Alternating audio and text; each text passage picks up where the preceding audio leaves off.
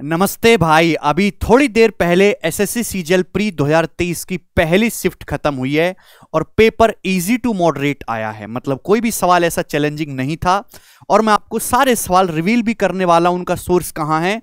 तो उनका सोर्स है हमारी क्वेश्चन शीट। कैरविल पे हमने जितना भी आपको पढ़ाया है, जो भी मैंने आपको शीट दी है, एक भी सवाल ऐसा नहीं है एज इट इज कह रहा हूं मैं, एज इट इज जो सीट में ना हो। और आगे जितने भी शिफ्ट बनेंगी उन सभी के सवाल ऑलरेडी शीट्स में डाले हुए थे। तो अगर कोई बच्चा हमारी शीट्स को भी सॉल्व कर ले डाउनलोड करके तो भी 100% स्कोर कर रखा है, ये दुनिया भर के हजारों प्रीवियस लगाने की आपको भी जरूरत नहीं है। अगर हम गणित की बात करें तो गणित में 25 क्वेश्चन आए हैं जैसे, तो 25 में से ये समझो कि 22 से 23 क्वेश्चन बहुत इजी है। मतलब ऐसे सवाल पहले ऑलरेडी आ चुके हैं। 2 से 3 क्वेश्चन जो आपको कैलकुलेटिव या अलग से लग सकते हैं। ऐसे ही रीजनिंग में है। अगर मैं रीजनिंग की बात करूं तो रीजनिंग में भी 21 से 22 क्वेश्चन इजी है। बाकी के 3-4 सवाल ऐसे हैं जिनमें आपको सोचना पड़ेगा। ठीक है दोस्तों, समझ में आई आपको मेरी बात? ठीक है, वैसे तो एनालिसिस नहीं करना चाहिए, ना ही करवाना चाहिए, पर क्योंकि एसएससी ने भी मना किया है, लेकिन इस बार एसएससी ने ऐसा कोई नोटिस नहीं दिया कि आप एनालिसिस नहीं करवा सकते। लेकिन अभी पिछले साल भी देखा गया, इस साल भी देखा गया, एसएससी ने क्या किया है कि हर शिफ्ट में अलग अलग सवाल बनाने की कोशिश की है।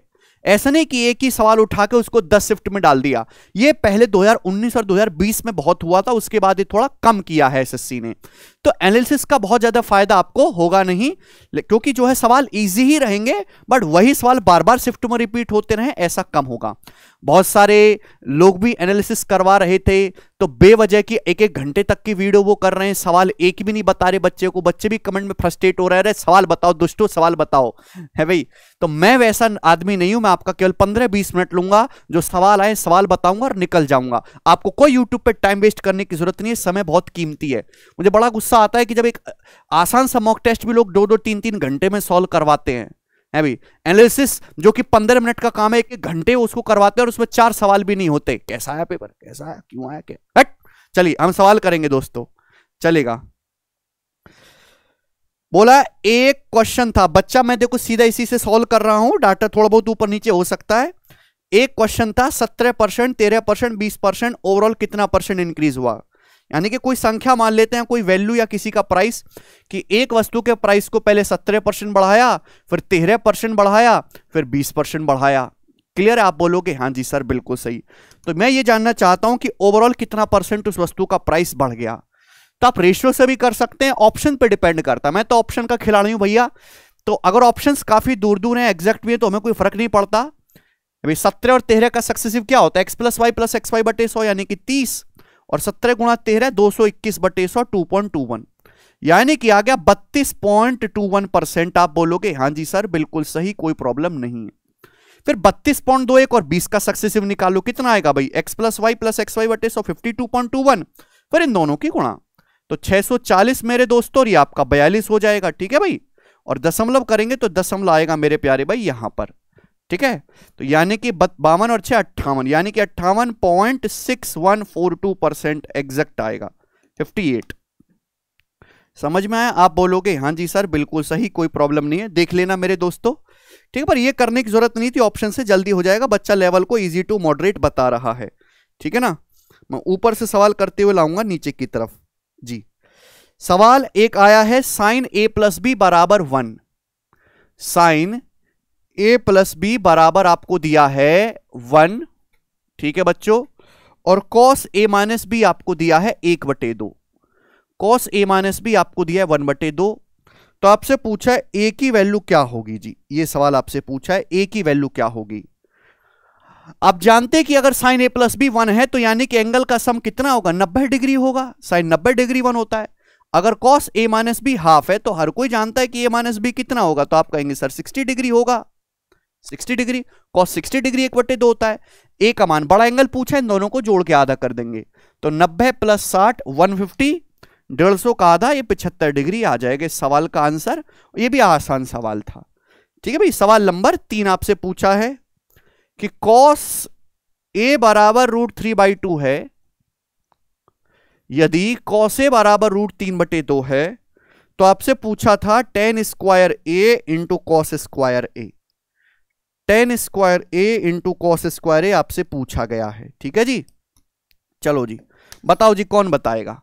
अगर कॉस ए √3/2 है तो यानी कि यहां से एंगल ए का मान कितना आ गया, 30 डिग्री आ गया।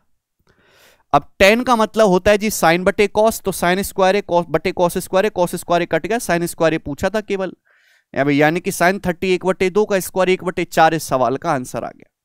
पता नहीं एग्जामिनर क्या कर रहा है। दो सर्कल की रेडियस 12 7 है, उनके बीच की दूरी की टेंजेंट लाइन की लेंथ है।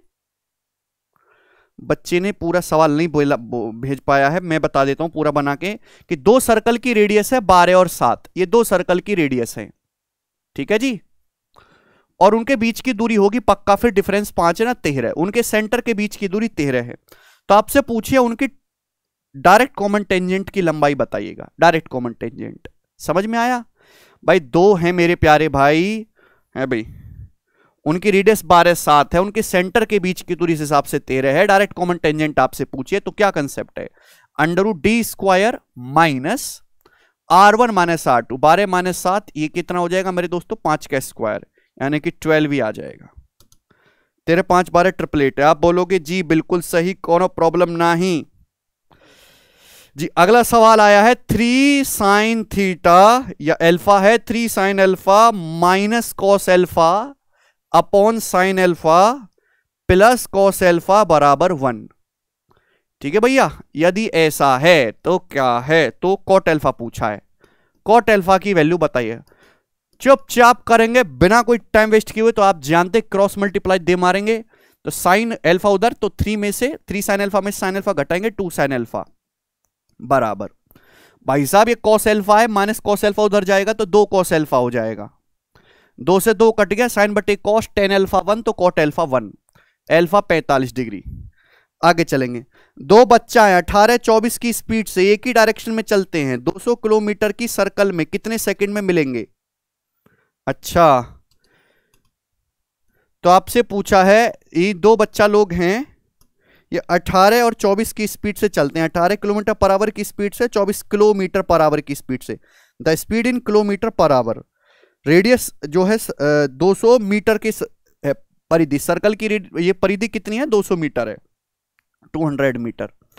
आपसे पूछा कितने सेकंड में मिलेंगे, टाइम बराबर डिस्टेंस बटे रिलेटिव स्पीड, डिस्टेंस 200 मीटर है, रिलेटिव स्पीड सेम डायरेक्शन है, तो 24 - 18 6 हो जाएगा, 6 मीटर पर सेकंड में 5/18, तो 6 × 18, 5 से 200 चला जाएगा मेरे दोस्तों 40 बार, और 40 × 120 सेकंड या 2 मिनट, 2 मिनट में ये लोग जो है मिलेंगे।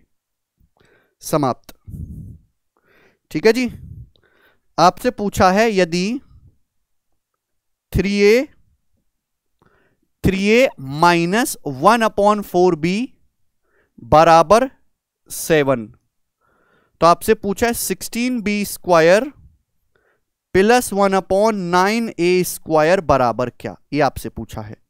3a माइनस 1/4b बराबर 7, तो 16b² plus 1/9a² equal to क्या जी, ये सवाल था। कर पाएंगे, केवल स्क्वायर करना है, पावर 1 से पावर 2 में जाना है, तो आप कहोगे सर स्क्वायर दे मारो, काहे को रुक रहे हो सर, 9a² प्लस 1/16b², भाई x - 1 में x का स्क्वायर करेंगे तो भी प्लस ही आएगा। फॉर्मूला क्या है, k² प्लस 2, लेकिन ध्यान इस बात का रखिएगा कि बच्चा यहां 3 आ रहा है 1/4, तो इससे भी मल्टीप्लाई होगी, 3 × 1/4 इससे भी मल्टीप्लाई होगी। लेकिन दिक्कत क्या है, दिक्कत बहुत बड़ी है भाई साहब। हमने तो ये निकाल लिया, हमको जो चाहिए 16 b², बी नहीं बेटा ये ओ होगा, ये गलत है, 16a² प्लस 1/9b² होगा, ये 16a² प्लस 1/9b², वो बच्चा भेजने में गलती कर देता है, तो 16a² चाहिए मेरे दोस्तों। हमारे पास तो 9 है, अपन को 16 चाहिए, तो भाई बटे 9 पूरे में 16/9 से गुणा कर देंगे, मल्टीप्लाई भाई 16/9 आ जाएगा।